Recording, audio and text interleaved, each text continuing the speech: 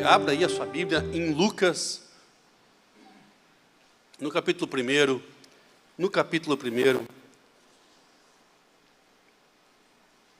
a partir do verso 26. De antemão aqui já peço desculpas, estou com o famoso bichinho do aham na garganta, então peço aqui desculpas se não vou cuspir aqui no canto, não, é só dar aquela coçadinha na garganta mesmo. Vamos manter o nível. Acharam aí Lucas? Lucas, capítulo 1, verso 26, fala sobre a nossa querida Maria, mãe de Jesus, e como ela disse sim para o chamado, para a comissão fantástica que a ela foi incumbida. E nós vamos falar hoje sobre isso. Nós vamos estar falando sobre trocar o nosso desejo pelo sonho de Deus. E lendo então, Lucas capítulo 1, o verso 26 em diante, diz o seguinte, que no 6º mês, Deus enviou um anjo Gabriel a Nazaré, cidade da Galileia, a uma virgem prometida em casamento a certo homem chamado José, descendente de Davi. O nome da virgem era Maria. O anjo aproximou-se dela e disse: alegre-se, agraciada, o Senhor está com você. Maria ficou perturbada com essas palavras, pensando o que poderia significar essa saudação. Mas o anjo lhe disse: não tenha medo, Maria. Você foi agraciada por Deus.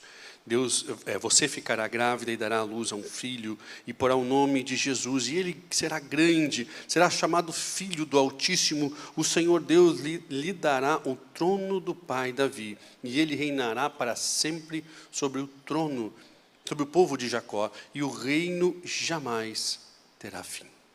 Perguntou Maria ao anjo: como acontecerá isso, se sou virgem? O anjo respondeu: o Espírito Santo virá sobre você, e o poder do Altíssimo lhe cobrirá a sombra. Assim há de nascer, e será chamado Santo, Filho de Deus.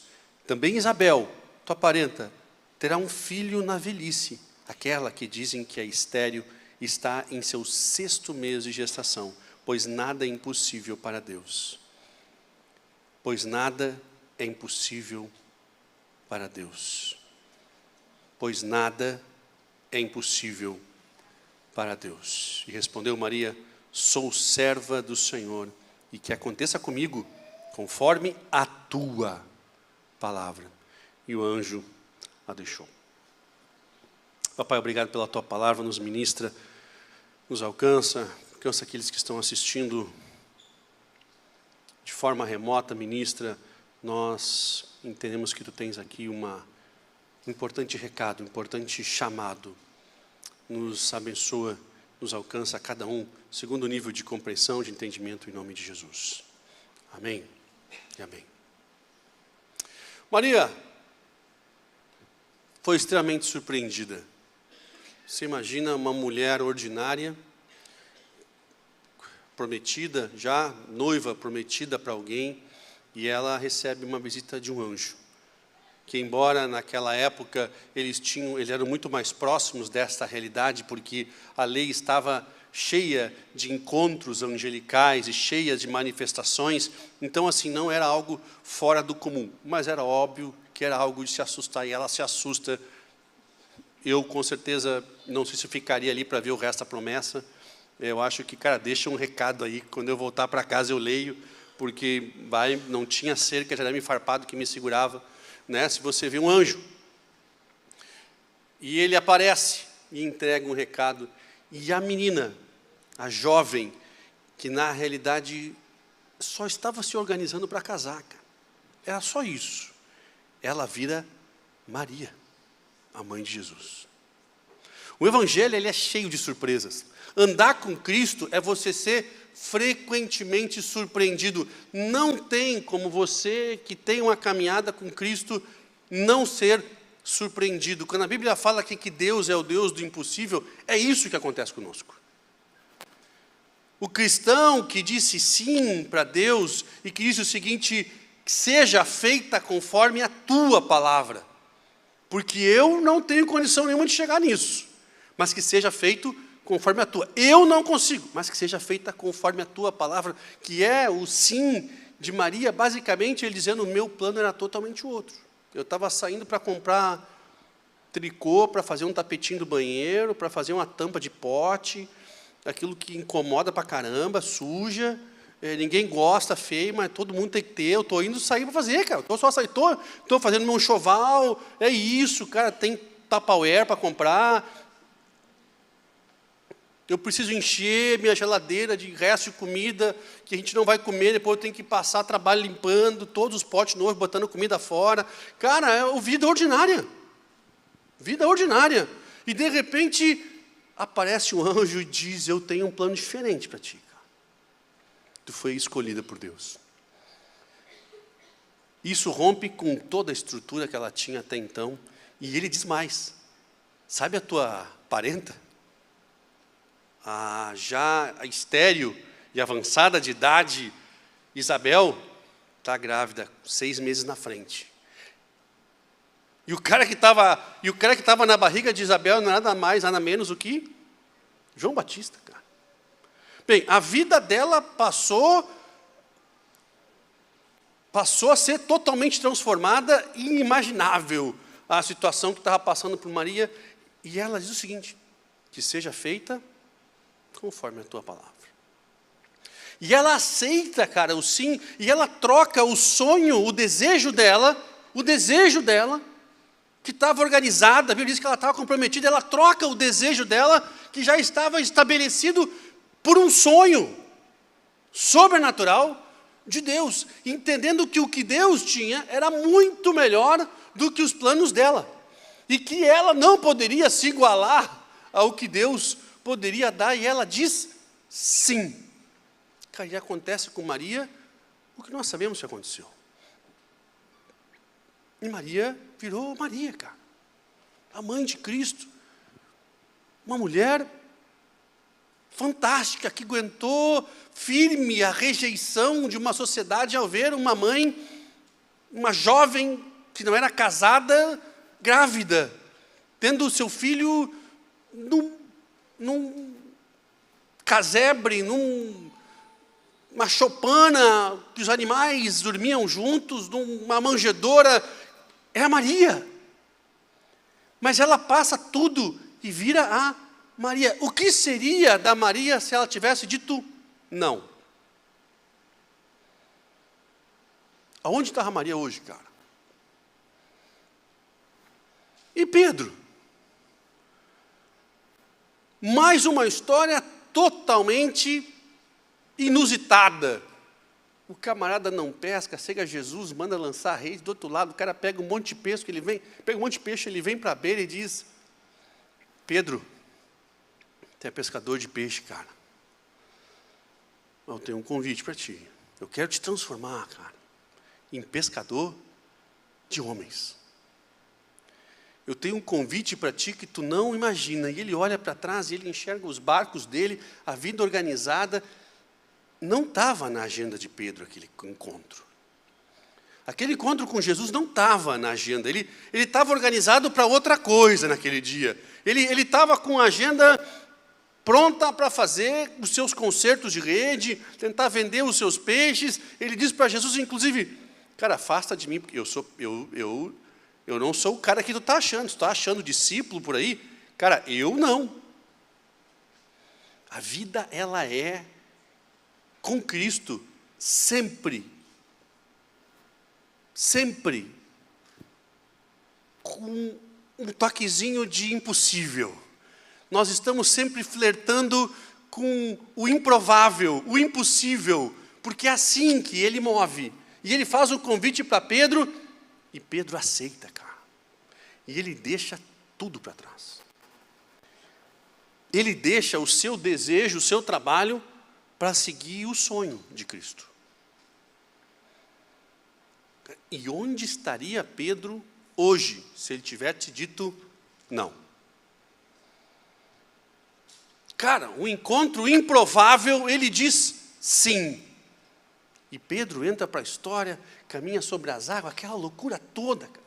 está diante do Pentecoste, vê o fogo descer, tem uma experiência sobrenatural, o improvável Pedro, talvez dos 12 discípulos, o mais improvável. E Paulo, cara?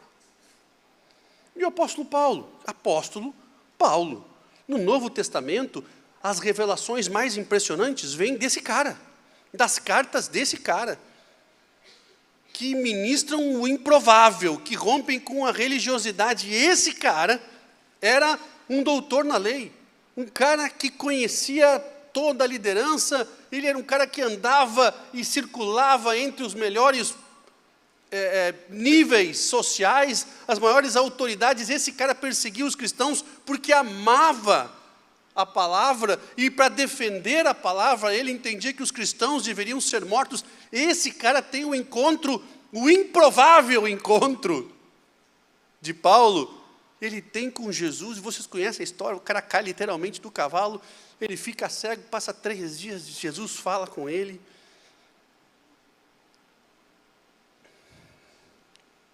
E de perseguidor passa a ser perseguido. E esse cara escreve coisas impressionantes, porque ele era um doutor da lei, ele não era um nécio como Pedro. Ele era doutor da lei. O cara sabia o que estava falando, o cara entendia do negócio, e esse cara tem um encontro totalmente inusitado com Cristo, e ele diz sim. E quem vira Paulo, cara?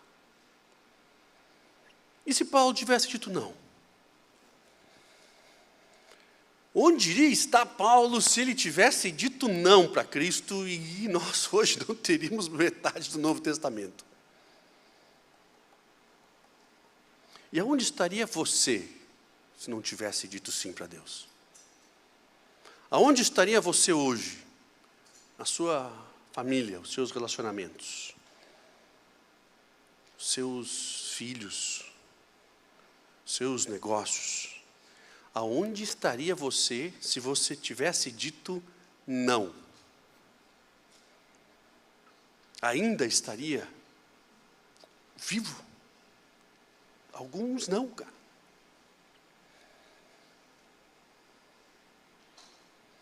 Alguns não. Andar com Jesus é ser surpreendido frequentemente, constantemente. Ter encontros totalmente inusitados, inesperados e inesquecíveis. Mas uma massa de gente andava com Jesus e nunca disse sim. Uma massa de gente via milagres, maravilhas e prodígios e não dizia sim.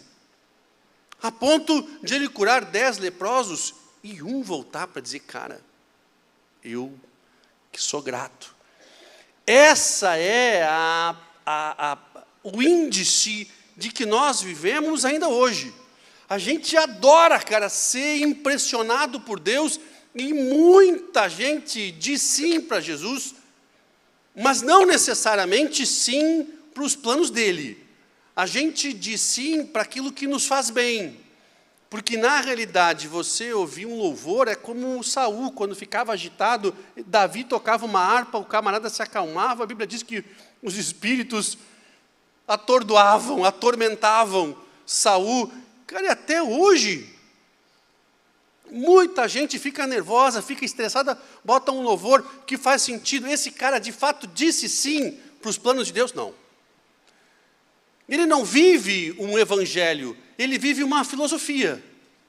E a filosofia, ela é boa e agradável, porque na realidade a gente foi ensinado, e é ensinado, e o foco constantemente das mídias sociais, dos filmes, das informações, das mídias, é que eu e você somos o centro do universo. Nós somos ensinados de que a nossa felicidade, ela é fundamental. E não importa o que aconteça, nós temos que ser felizes. Você deixe todo mundo pelo caminho, mas você tem que ser feliz. Que o universo inteiro gira ao redor do Sol, e o Sol gira ao redor de você. Portanto, Dizer sim para o sonho de Deus é dizer não para o nosso desejo. E aí você entra no dilema: cara, mas os meus barcos já estão no cais. Eu já tenho uma vida aqui estruturada. Bom seria se Jesus só fizesse o que eu peço quando eu estou angustiado e nervoso. Seria bom se Jesus só me servisse quando eu precisasse, quando eu ficasse mal. Seria bom que Ele só alcançasse a minha necessidade, porque na realidade eu já até tenho uma vida meio estruturada aqui, cara. Eu não preciso de tanta coisa. Eventualmente eu vou passar por uns altos e baixos, aí Ele pode vir, Ele se manifesta quando eu preciso, da forma com que eu acho que Ele deveria, mas deixar os meus barcos no cais, deixar meu casamento que eu já marquei, deixar minha posição de liderança, onde eu tenho uma influência boa de perseguidor, para passar a ser perseguido. Pessoal, eu sei que essa escolha é difícil. Mas nenhum cristão segue a Ele se não de pegar a sua cruz. Todos nós somos chamados para as coisas muito maiores do que nós podemos imaginar. Absolutamente todos nós. E não nós que estamos sentados, que estamos vendo essa ministração. Se eu e você saímos na rua e passar um camarada ali que nunca entrou numa igreja evangélica, nunca ouviu a palavra de Deus, nós perguntamos para Deus o que Deus tem para aquela pessoa, o que você acha que Deus vai falar? Vai nos surpreender com coisas grandes e lindas. Porque Deus tem um propósito que vai passar por um negócio chamado livre-arbítrio, e alguns dizem sim, muitos dizem talvez. Muitos dizem mais tarde nós vemos. E preste bem atenção.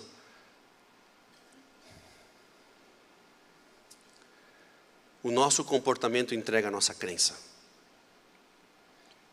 O nosso comportamento diário entrega em quem nós cremos. O nosso comportamento entrega se nós temos crença em Deus ou se nós adotamos uma filosofia de vida. Porque se você tem um comportamento que entrega que você é filho do Deus Altíssimo, aquele que disse sim, que vai ser, às vezes, ministrado de forma dura, mas que consegue entender que os nossos desejos não são nada perto dos sonhos de Deus, esse camarada, ele vai conseguir transmitir a mesma unção e presença de Deus para aquele camarada que está assistindo esse teu comportamento.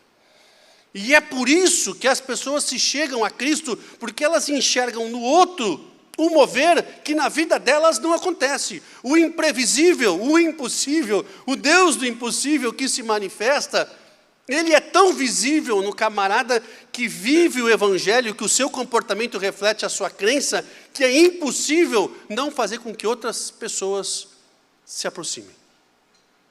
Elas se aproximam para ter o que você tem, para querer saber o que está acontecendo aí dentro, para conseguir ouvir o testemunho que até então elas não conheciam.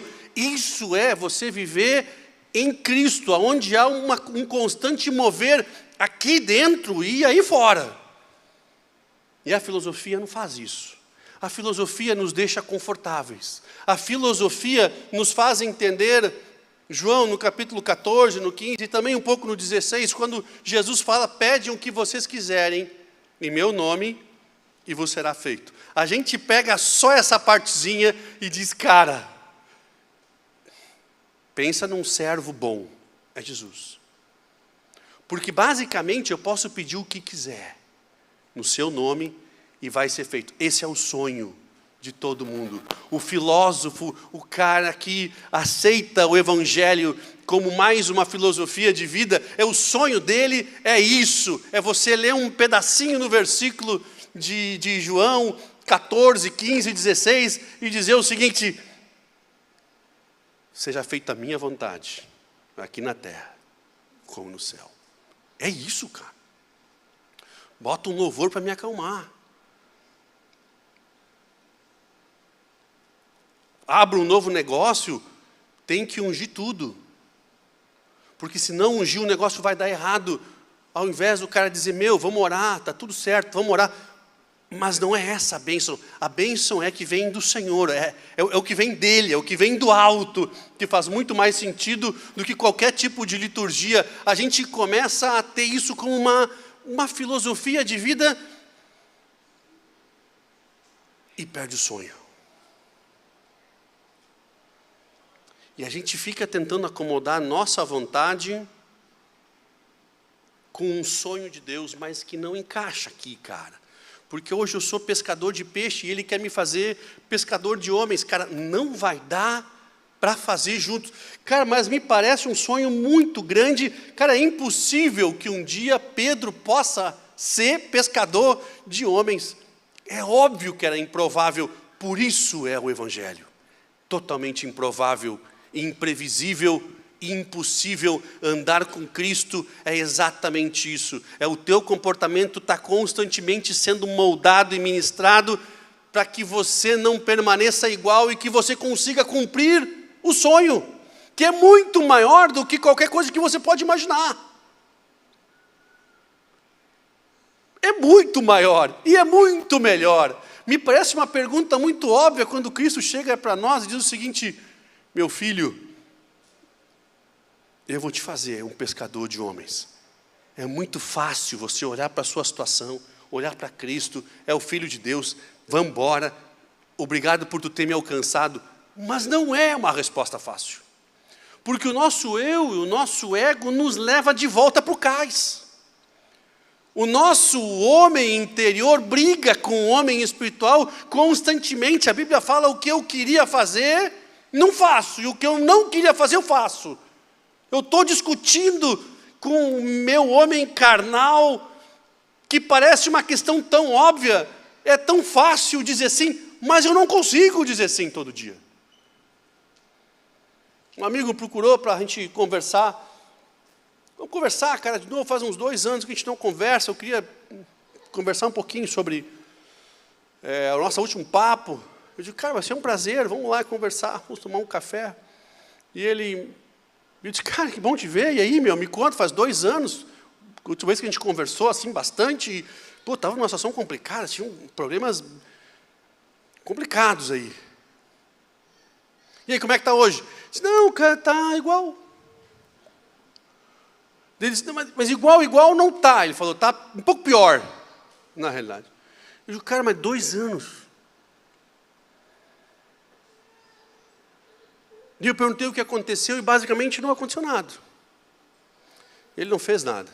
Ele não fez nada.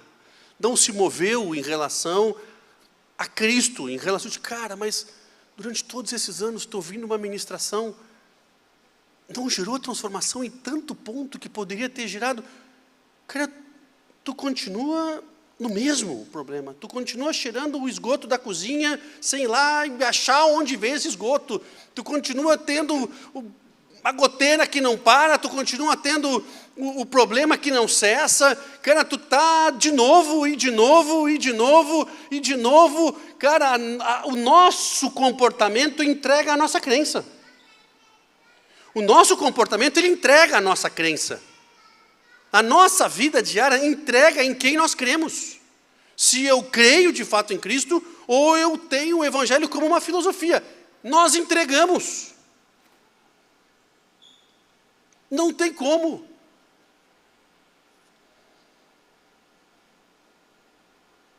Não tem como. Meu irmão, todos nós vamos passar por problemas difíceis. Todos nós vamos passar por situações complexas. Todos nós vamos viver no deserto, em algum momento na nossa vida, nós vamos passar, porque isso é bíblico. Todo mundo está debaixo do mesmo sol, debaixo da mesma chuva, debaixo do mesmo céu. E, cara, e nós vamos passar. E tem tempos difíceis, tem tempo de guerrear, tem tempo de paz, tem tempo de tudo, cara. Tempo que eu planto, mas vai ter o tempo que eu vou colher. Vai ter tempo para tudo. O que não dá, cara, é a gente ser mais um na multidão. Quando Deus tem um plano fantástico para cada um de nós, muito maior do que nós podemos imaginar. Quando você diz sim para Deus, você não diz sim para uma filosofia, você diz sim para um evangelho que quer te transformar. A presença transformadora de Deus que não me faz bem, mas me transforma. Ela me faz melhor. Ela me faz melhor do que ontem. E hoje eu preciso mais de Deus do que eu precisava ontem. E amanhã mais do que eu precisava hoje. E assim é. Esse é o evangelho que transforma. Não existe evangelho sem transformação. E se eu estou me transformando, eu estou evoluindo com ele.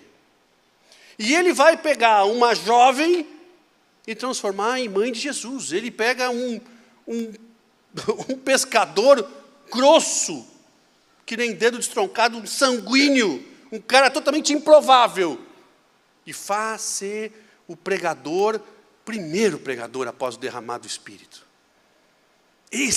Cara, isso é totalmente improvável. Ele pega um cara que perseguia e faz ele amar a ponto de ser perseguido. E hoje nós lemos os conselhos e instruções mais preciosas do Novo Testamento escritas por esse cara que matava os cristãos. O quão improvável é a vida do cristão. É totalmente improvável. E é por isso que ele confunde o sábio. E é por isso que você não consegue ler o Senhor e compreender todos os seus caminhos, porque a Bíblia diz que os caminhos deles são muito mais altos do que os nossos. E é por isso que quando nós o encontramos, nós o amamos. É por isso que os discípulos falaram para Jesus: aonde nós vamos, se só tu tens as palavras de vida eterna? Mas o povo está indo. Eu digo, mas nós não vamos a lugar nenhum, porque não tem para onde ir, cara. E os planos do Senhor, eles são tão mais altos, e os sonhos são tão melhores, que parece meio óbvio você decidir por ele, mas não é. Não é, cara. O quão difícil para nós é decidir pelos sonhos de Deus, porque isso significa nós termos que trocar pelos nossos, que já estão organizados, que já estão estruturados.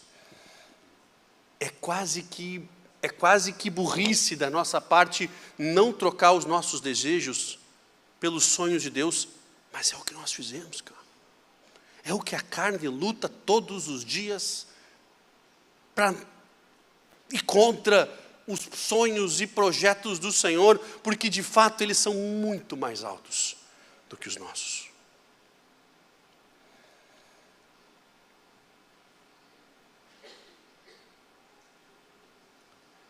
Nós nos convertemos, eu e o Anderson ainda adolescentes, e nós nunca tivemos uma vida,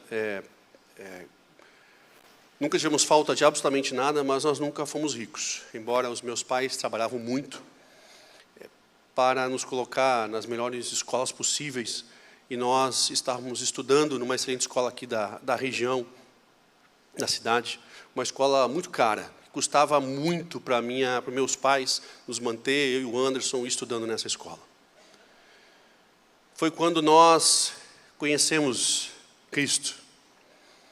E especialmente a minha mãe, ela veio de uma origem muito humilde, uma família de 13 filhos, e ela não conseguiu ter toda a educação que ela gostaria. Então ela gostaria, por óbvio, que os filhos tivessem. Então ela tinha os planos dela para os 2 meninos que ela tinha.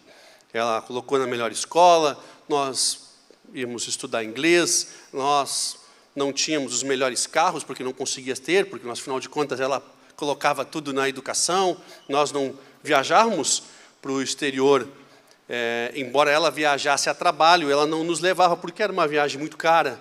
Então ela viajava a trabalho e disse: eu vou ajudar os meus filhos para que um dia eles possam ter também a experiência de viajar a trabalho. E assim eles faziam muitas escolhas difíceis para eles, para colocar o foco na educação. Então ela tinha uma grande expectativa de que esses 2 virassem executivos de empresas e que vivessem grandes experiências, assim como ela conseguiu viver um pouco na sua vida profissional. E nós encontramos o Senhor nesse período da adolescência. Eu, 14 anos, o Anderson não tinha 18 ainda, a gente tem 3 anos de diferença. E ela também encontra o Senhor numa situação totalmente improvável, numa pequena igreja. aqui na cidade, uma pequena igreja, que estava começando o seu trabalho, e ali a gente recebe um convite de amigos e parentes, e a gente acaba visitando, e Deus nos encontra. E Deus começa a fazer uma obra, e Deus começa a tratar no nosso coração. E as nossas conversas em casa começaram a mudar, embora minha mãe, muito feliz que nós também encontramos o Senhor, porque ela era cristã quando era jovem, e o Senhor a encontrou num momento muito difícil da sua vida. Mais tarde, ela foca, obviamente, na família, no trabalho, se afasta da igreja, e naquele momento ela também volta para o Senhor. O momento era de alegria. Mas os filhos, que embora pudessem estar tendo as melhores instruções possíveis, começaram a participar de retiros de igreja, acampamentos, começaram a se envolver muito mais com a igreja, não tanto com outros projetos fora, e de repente ela começa a ter um conflito ali. De uma mãe que amava os seus filhos e que passou por muita dificuldade e que pagou um alto preço para que os seus filhos pudessem ter uma experiência, e de repente eles estavam se envolvendo com Deus, que era algo fantástico, que ela adorava, ela amava quando viu os seus filhos se envolvendo, mas tinha um detalhe: eles não seriam os filhos que ela planejou. Os planos dela tinham mudado radicalmente, e ela precisava lidar com isso. E ela, num retiro de mulheres, vendo ali, os seus filhos já se envolvendo muito na igreja, num retiro de mulheres, Deus faz uma pergunta para ela, que é a pergunta que Deus fez para você, que fez para Maria, que fez para Pedro, que fez para Paulo. Você entrega os teus desejos pelos meus sonhos para os teus filhos? Você entrega tudo que você planejou para que esses filhos possam viver os sonhos que eu tenho para eles? Eu sou pai, hoje, de 3 filhos, e só em repetir essa história, quando ela conta, eu começo a ficar nervoso, porque eu sei que ele vai me perguntar o mesmo.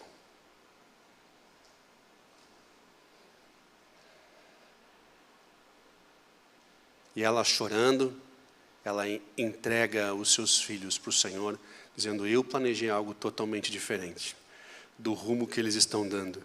O que parecia incrível, que eles estavam chegando perto de Deus, porque isso os tornaria ainda melhores do que o nosso ensino que nós demos em casa, mas me parece que esse negócio de igreja está levando eles para um lugar que eu não tenho mais o controle. E ela entrega os seus filhos ali chorando. E hoje, quando você pergunta para ela sobre essa decisão, ela diz: nem nos meus melhores planos eu poderia imaginar que a nossa família poderia viver o que nós estamos vivendo hoje. Mas o sim para os sonhos é dizer não para os nossos desejos. E eu sei que é difícil,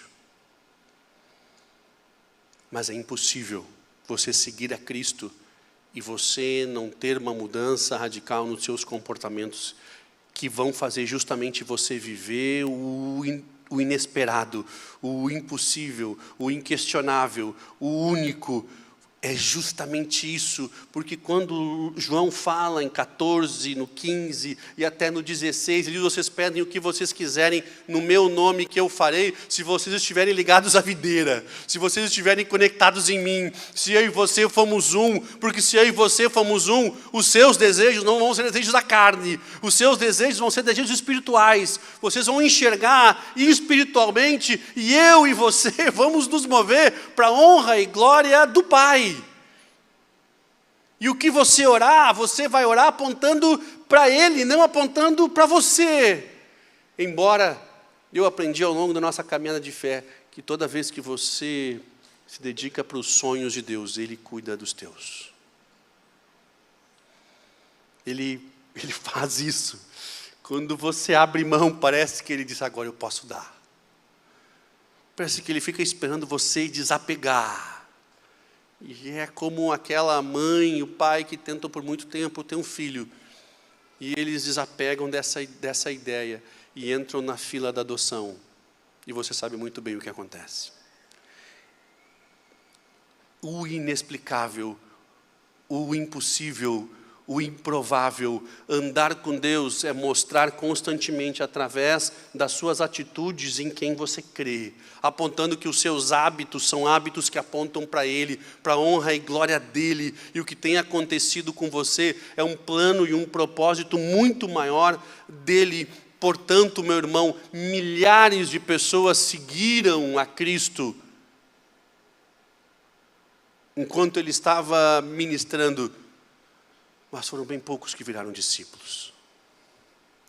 Porque para virar discípulo, você tem que deixar os seus barcos no cais. Para você ver o improvável, o Deus do impossível, você tem que deixar, cara, os seus planos de um casamento perfeito, porque Ele te apresentou um sonho muito maior. Você tem que deixar, cara, o seu título de honra, porque você era um doutor, para agora defender a Cristo e talvez ser perseguido por Ele, mas entrar na história como o maior apóstolo de todos. É impossível nós sermos cristãos se os nossos hábitos não apontarem a nossa crença.